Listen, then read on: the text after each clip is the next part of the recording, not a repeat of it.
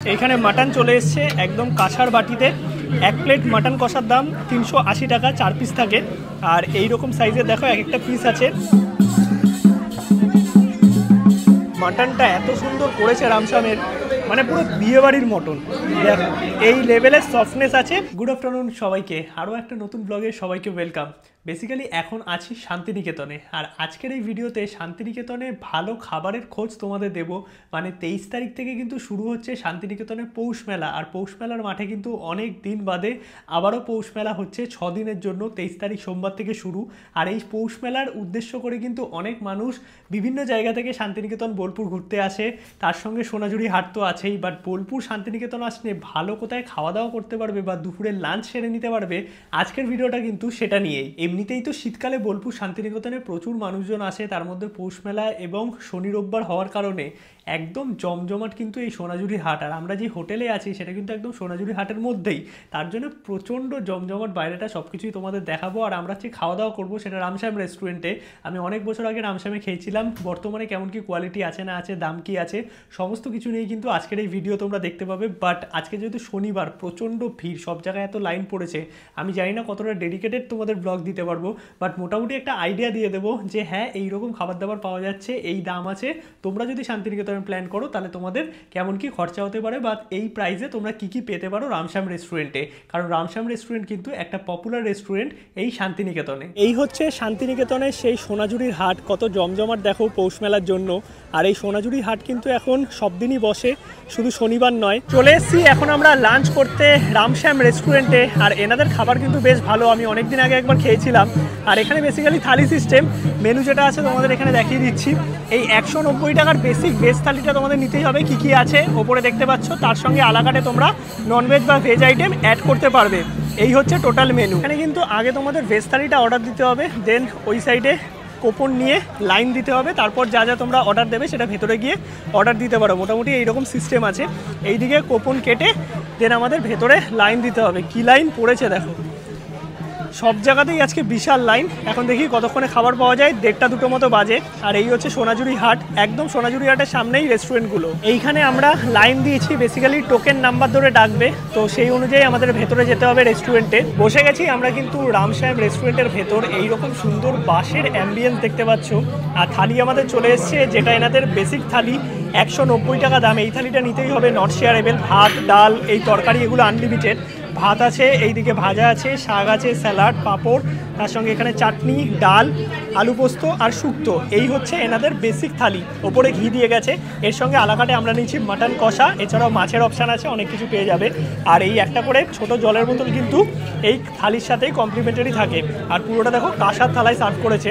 আর ভাত যদি লাগে এই যে এক্সট্রা আলাদা করে কিন্তু আনলিমিটেড ভাত এবং সবজি দিয়ে যাচ্ছে। একটুখানি শাকটা দিয়ে প্রথমে খেয়ে দেখি। একদম ঘরোয়া খাবার, একটু বাদে দিচ্ছি।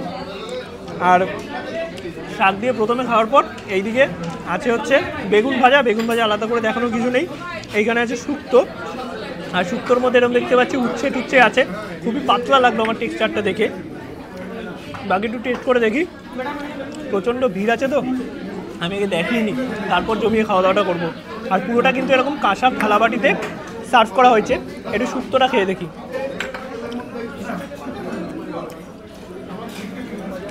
শুক্তোটার টেস্টটা কিন্তু খুব ভালো। আর এইরকম দেখো শুক্তোর যে টেক্সচারটা আছে বেশ ঠিকঠাকই লাগছে। ভেজিটেবিল মোটামুটি ভালোই আছে। আর তার সঙ্গে এইদিকে আছে আলু পোস্ত। আলু পোস্ততেও কিন্তু পোস্তর পরিমাণ বেশ অনেকটাই। পোস্ত আমার দারুণ লাগে। আর তার সাথে এইদিকে আছে ডাল, ভেজ ডাল, এবং লাস্টে চাটনি আর পাঁপড়। চলো খাওয়া দাওয়াটা কমপ্লিট করি, তারপরে বাকি রিভিউটা দিচ্ছি। ওভারঅল আপাতত যেটা লাগলো, খাবার দাবার বেসিক, মানে যেরকম আমরা ঘরোয়া খেয়ে থাকি ঠিকঠাক।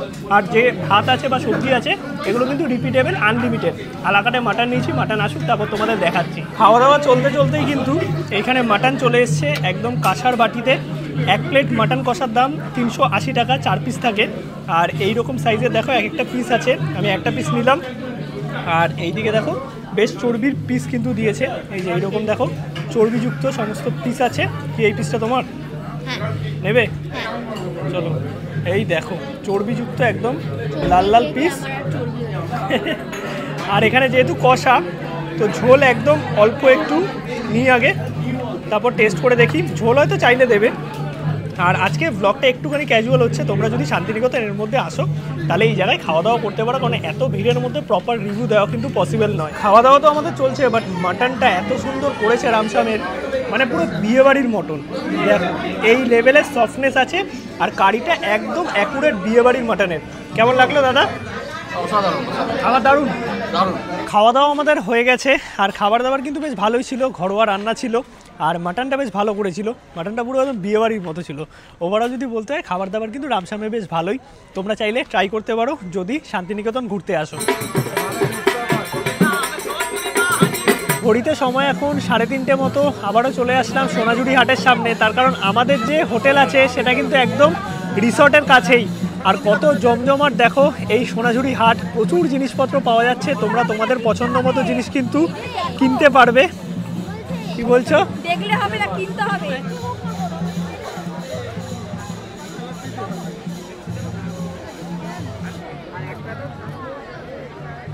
আর সোনাঝুরির হাট কিন্তু অনেক বড় জায়গা, যারা শপিং করতে ভালোবাসো তাদের জন্য কিন্তু একদম আদর্শ।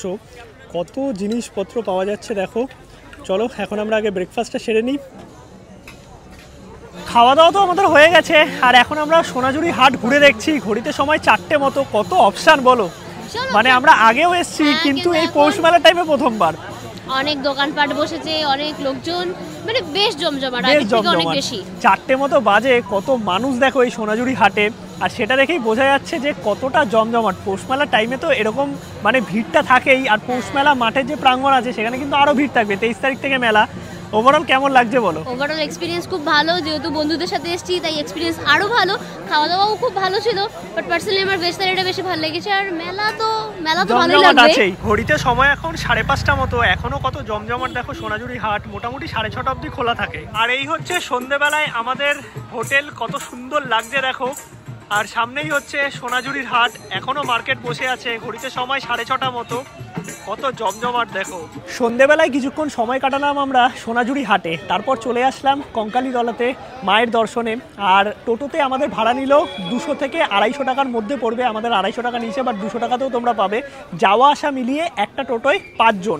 আর এইখানে এসে অনেক এরকম দোকান আছে, যে কোনো জায়গা থেকে তোমাদের সাধ্য মতো তোমরা কিন্তু ডালা নিতে পারবে। 51 টাকা থেকে শুরু করে তোমাদের সাধ্য অনুযায়ী যতটা নাও। আর কখন মন্দির খালি থাকে, তোমরা সন্ধ্যের দিকে আসবে তাহলে মন্দির খালি পাবে। এইখান থেকে আমরা নিয়ে নিলাম ডালা। এটা হচ্ছে 51 টাকার ডালা।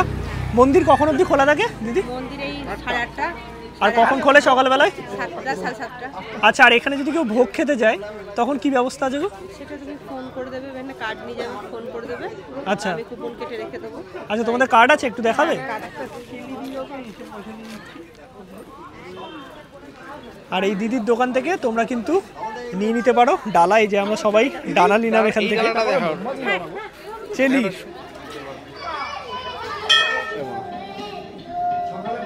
মায়ের মন্দিরে পুজো দেওয়া আমাদের হয়ে গেছে।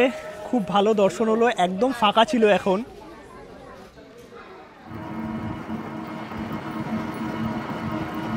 যাওয়ার পথে প্রান্তিক স্টেশনের সামনে থেকে নিয়ে নিচ্ছি রাতের খাবার, রুটি তরকা, সাথে আরও কিছু আছে।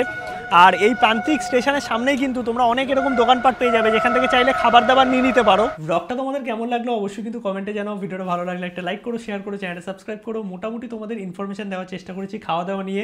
বাকি ট্রাভেল ব্লগ 1-2 দিনের মধ্যেই জার্নি উইথ বিজিতে আসছে। তোমরা সাবস্ক্রাইব করে রেখো, ট্রাভেলের টোটাল ইনফরমেশন আসবে, মানে কোন হোটেলে থাকছি, কত কি খরচা আছে, কিভাবে আসবে, সমস্ত কিছু নিয়ে কিন্তু ট্রাভেল ব্লগ ওই চ্যানেলে আসবে। চলো সবাইকে টাটা, দেখা হচ্ছে নতুন ব্লগে নতুন কিছু নিয়ে।